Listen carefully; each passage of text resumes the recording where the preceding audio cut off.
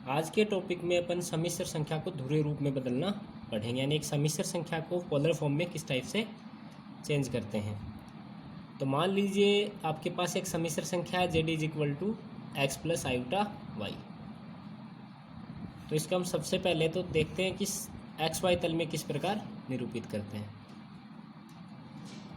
ये आपके पास x x dash हो गया, ये वाई वाई डैश। इस सम्मिश्र संख्या के लिए इसका वास्तविक भाग रियल पार्ट ऑफ जेड कितना है, एक्स है, और इमेजिनरी पार्ट ऑफ जेड कितना है, वाई। अब हम इसको एक्स वाई तल में निरूपित करते हैं। तो मान लीजिए बिंदु पी पे इसके निर्देशांक है एक्स और वाई, यानी इसका वास्तविक और काल्पनिक भाग जो है उसको अपन ने एक्स वाई तल में निरूपित किया, तो आपको बिंदु मिला पी एक्स वाई। ये इसका मूल बिंदु है 0 0। अपन ओ को किससे पी से मिला देते हैं। तो ओ पी जो डिस्टेंस है वो किससे दी जाती है, ओ पी डिस्टेंस दी जाएगी root of X square plus Y square, यानी मोड ऑफ जेड। इसको हम क्या लिख देंगे, mod Z is equal to root of X square plus Y square. अब लाइन ओ पी जो है वो एक्स एक्स के साथ कोण बनाती है। इस कोण को मैं कह देता हूँ थीटा। थीटा को हम कहते हैं जेड का कोणांक, यानी आर्गुमेंट ऑफ जेड कितना आपके पास, थीटा। हमें इस सम्मिश्र संख्या को बदलना है ध्रुवीय रूप में, यानी आर और थीटा के रूप में। तो इसके लिए क्या करते हैं कि मान लीजिए Z is equal to x plus iota Y को हम क्या लिख देते हैं, आर कोस थीटा और आईटा साइन थीटा के मूल। इसको समीकरण दे देते हैं 1। यानी हमने इस सम्मिश्र संख्या को मान लीजिए इस प्रकार ध्रुवीय रूप में लिख दिया। समीकरण 1 में हम देखते हैं कि आर कोस थीटा जो वास्तविक भाग है वो किसके बराबर हो जाएगा, दोनों तरफ तुलना करेंगे तो एक्स के बराबर, और आर साइन थीटा जो काल्पनिक भाग है वो किसके बराबर हो जाएगा, वाई के बराबर। इसको समीकरण हम दे देते हैं 2 और इसको 3। समीकरण 1 में हमने वास्तविक और काल्पनिक भागों की तुलना करने पे पाया कि आर कोस थीटा एक्स के इक्वल है और आर साइन थीटा वाई के इक्वल है।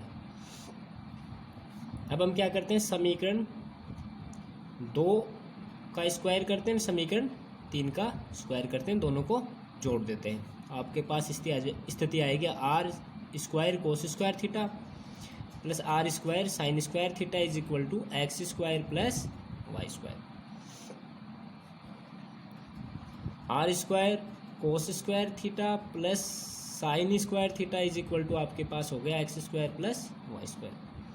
तो r square cos square theta plus sine square theta की वैल्यू हो गई 1। R square is equal to x square plus Y square. तो आर की जो वैल्यू है वो कितनी आ गई, R is equal to root of X square plus Y square, साथ में प्लस माइनस का साइन। अब आर जो है वो मापांक है सम्मिश्र संख्या का, तो इसको अपन नेगेटिव नहीं लेते, सिर्फ क्या लेते हैं, पॉजिटिव। यानी डिस्टेंस जो है वो नेगेटिव नहीं हो सकती, तो X square plus Y square. इस प्रकार हमने आर की वैल्यू निकाल ली। समीकरण 1 से देखते हैं, अपने पास 2 अननोन क्वांटिटी हैं, एक तो आर है, दूसरी क्या है, थीटा है। आर हमने निकाल लिया इस मेथड से, अब हमें निकालना है थीटा को। तो थीटा के लिए अपन क्या करते हैं, समीकरण 3 में समीकरण 2 का भाग दे देते हैं, यानी समीकरण 3 को डिवाइड कर दो समीकरण 2 से। तो आपके पास क्या आ जाएगा, आर साइन थीटा अपॉन में R cos theta is equal to Y upon X. तो ये हो जाएगा tan theta is equal to Y upon X. हमें वैल्यू चाहिए थीटा की, तो आपके पास थीटा हो जाएगा, theta is equal to tan inverse Y upon X. इस प्रकार से हम थीटा की वैल्यू निकाल लेते हैं। आर और थीटा की वैल्यू निकाल के अपन इक्वेशन फर्स्ट में पुट कर देते हैं। तो आपको जो दी गई सम्मिश्र संख्या है z is equal to x plus iota Y, उसका पोलर फॉर्म या ध्रुवीय रूप मिल जाता है। अब हम इसको देखना चाहें एक्स वाई कोऑर्डिनेट के अंदर देखना चाहें, तो ये जो वैल्यू है मोड जेड की, ये किसके इक्वल हो गई, आर की। और थीटा जो आपके पास आया है ये किसके इक्वल हो गया, tan inverse Y upon X की। तो इस प्रकार से हम किसी भी दी हुई सम्मिश्र संख्या का ध्रुवीय रूप निकाल सकते हैं। इसके लिए अपन एक एग्जाम्पल लेते हैं।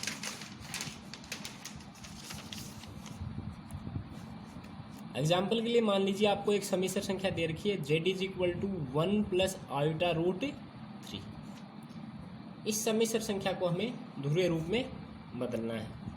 तो हम देखते हैं इसमें कि रियल पार्ट ऑफ z के आपके पास 1 है, यानी इसको हम लिखें x, और इमेजनरी पार्ट ऑफ z कितना है रूट 3 यानी y। तो हम क्या करते हैं, मान लेते हैं कि z is equal to 1 plus iota root 3 की वैल्यू किसके इक्वल है, r into cos theta plus iota sine theta. तो दोनों साइड में हम कंपेयर करें x वास्तविक और काल्पनिक भागों को, तो हम पाते हैं कि r कोस थीटा की वैल्यू किसके इक्वल हो गई 1 के, और r साइन थीटा की जो वैल्यू है वो किसके इक्वल हो गई रूट 3 की। इसको समीकरण 2 दे देते हैं, इसको समीकरण 3 दे देते हैं।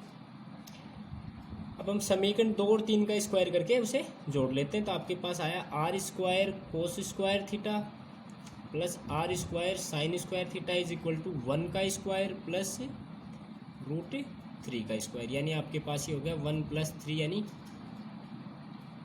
4। तो r स्क्वायर इंटू में कोस square theta plus sine square theta आपके पास आया 4। तो r स्क्वायर किसके इक्वल आया 4 के, तो r की वैल्यू आ गई प्लस माइनस 2 यानी 2। तो हमने क्या किया, इस मेथड से r की वैल्यू इस समीकरण से निकाल ली। अब दूसरी जो अननोन क्वांटिटी है वो क्या आपके पास थीटा, हमें अब थीटा को निकालना है। तो थीटा के लिए हम क्या करते हैं, अभी जो मेथड बताया उससे समीकरण 3 को डिवाइड कर देते हैं समीकरण 2 से, यानी r साइन थीटा बटा r कोस थीटा रूट 3/1। तो ये हो जाएगा टेन थीटा, टेन थीटा की वैल्यू आ गई आपके पास रूट 3। तो थीटा हो जाएगा टेन इनवर्स रूट 3। अब हम देखते हैं कि टेन के लिए रूट 3 कब आता है π/3 पे। तो थीटा की वैल्यू आपके पास क्या आ गई, थीटा की वैल्यू आ गई π/3। तो r और थीटा की जो वैल्यू है ये हम क्या करेंगे, समीकरण 1 में रख देंगे। तो आपके पास z इज इक्वल टू जो भी दी गई समिश्र संख्या उसका ध्रुवीय रूप आ जाएगा। तो r की वैल्यू हमने कितनी रख दी इसमें 2, कोस थीटा की वैल्यू π/3 और आयटा साइन π/3। तो ये जो है आपके पास इस दी गई समिश्र संख्या का ध्रुवीय रूप आ गया। अगर हम इसे xy कोऑर्डिनेट में डिनोट करना चाहें तो आप इसे इस प्रकार से लिख सकते हो x डैश y डैश। आपके पास ये समिश्र संख्या के कोऑर्डिनेट हो गए 1 और रूट 3। ये एंगल थीटा हो गया, मूल बिंदु 0 0। r जो है उसकी वैल्यू हो गई 2 और एंगल थीटा जो है उसकी वैल्यू हो गई π/3। तो इस प्रकार से हम किसी भी समिश्र संख्या को ध्रुवीय रूप में बदल सकते हैं।